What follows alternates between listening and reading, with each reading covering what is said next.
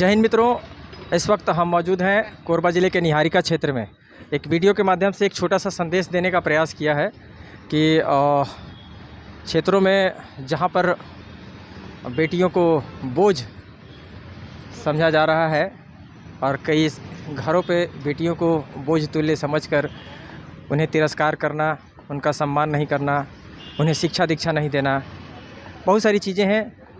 इन तमाम समस्याओं को जो है वह बेटियां झेल रही होती हैं जिनके पालक, जिनके माँ बाप उन्हें बोझ समझते हैं। एक छोटा सा उदाहरण है। क्या नाम है आपका भैया? मेरा मुकेश कोरी, चूड़ी वाला भाई जी। मैं चूड़ी बेच के काम करता था जी। अभी चूड़ी मेरा धंधा पानी सब खत्म हो गया है कि उसमें चल ही नहीं रहा था। मेरा गुजारा, घर गुजारा सब एकदम स्थिति खराब हो गई थी।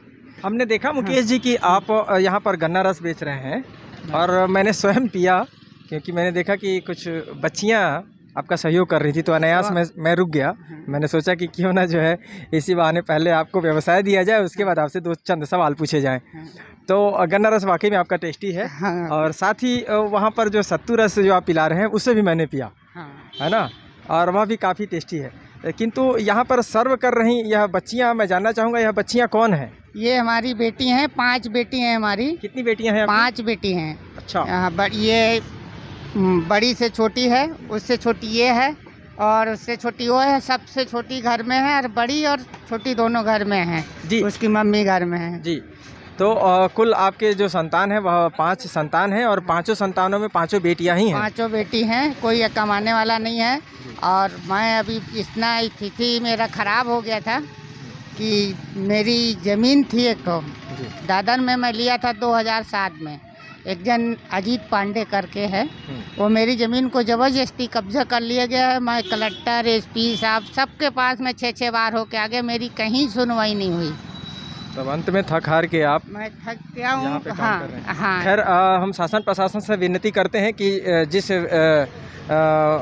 व्यक्ति ने भी इस तरह से जो है कृत्य किया है, जांच कर उचित कार्रवाई करे और संबंधित विभाग इनको इनकी ज़मीन वापस दिलाए। पहला। दूसरा चीज़, हम उन लोगों से यह एक संदेश देना चाहते हैं कि जो बेटियों को बोझ समझते हैं वह इस नज़ारे को देखकर संभवतः कुछ सीखे होंगे। तो बेटियां आपकी 5 हैं, तो निस्संदेह 5 बेटियां क्या आपके लिए बोझ हैं?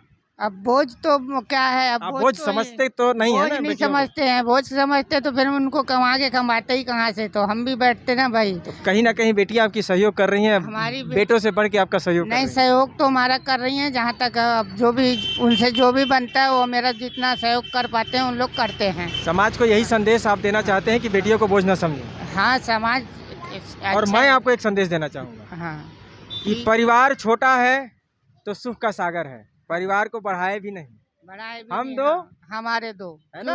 हमारा ये क्या लड़के के चक्कर में परिवार बड़ा हो गया। मेरी बीवी लड़के के क्या मुंह में खाना खिलाते हैं? वो मिसेस जबरदस्ती। आप लड़के हैं ना? मैं लड़का हूँ। आपके माँ बाप हैं? मेरे माँ बाप खुद खत्म हो गए। कितनी सेवा कर दिया था आपने? जितना लड़कियां करती हैं उतना आपने भी किया होगा। मैं भी किया उतना। ऐसा तो नहीं कि गोद में बिठा के खिलाया था? नहीं, गोद में बिठा के नहीं खिलाया। तो फिर लड़के और लड़कियों में फर्क क्यों? जब लड़के भी उतना ही सेवा करते हैं जितना लड़कियां, बल्कि हो सकता है कि लड़कियां ज़्यादा सेवा करती हैं, क्योंकि वह जो उनकी आत्मा, जो उनका दिल है, वह निहायत ही कोमल होता है और अपने माता पिता के प्रति वह ज़्यादा समर्पित होते हैं। मैं स्वयं भी एक लड़का हूँ। मैं यह चाहूँगा कि अपने पुत्रियों को वही स्थान दें जो आपके घर में एक पुत्र का स्थान दिया जाता है। दूसरी चीज़ यह है कि मैं आपको एक संदेश और देना चाहता हूँ, तकलीफ़ को कभी भी अपने मकसद के आगे मत लाइए। तकलीफ़ें सबकी हैं, मेरी भी हैं, आपकी हैं, ये बाबा बैठे हैं, सबकी तकलीफ़ें हैं। तकलीफ़ों से उबरना इंसान का फितरत होना चाहिए और तब अपनी काम को आगे वह बढ़ा सकता है और एक अंजाम तक पहुंच सकता है। एक अच्छा संदेश आप दे रहे हैं, उस संदेश को मैं समाज तक पहुंचा रहा हूं और आपको मैं यही अपनी दिल से दुआ करूंगा कि आप जल्दी एक जो है सक्षम इंसान और कामयाब इंसान बने, आप खूब पैसे कमाएं। इन्हीं शब्दों के साथ मैं समाज को भी ये संदेश देना चाहूँगा कि मित्रों, यदि आप के घर में बेटियां हैं तो कृपया उन्हें बोझ न समझें। बेटियां अपनी किस्मत खुद लेकर आई हैं, वे अपनी किस्मत बना लेंगी, बशर्ते आप ज़रूरत है तो उन्हें सहयोग करने की, उन्हें इज्जत देने की, उनका सम्मान और उनका हक दिलाने की। धन्यवाद। कैमरा सहयोगी पुरुषोत्तम साहू के साथ मैं प्रधान संपादक मुकेश भारती। जय हिंद।